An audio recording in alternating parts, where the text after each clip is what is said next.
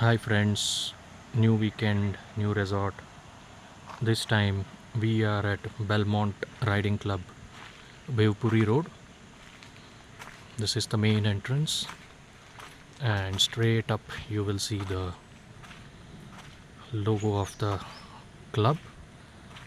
The best part is you can ride horses here, but during monsoons again no horse riding takes place. This is the basic entrance area.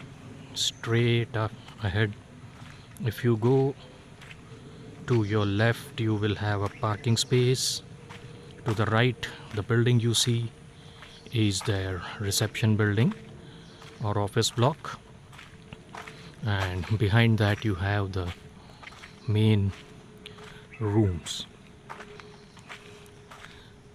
This is situated amidst a village setting, so you will feel amidst the nature here.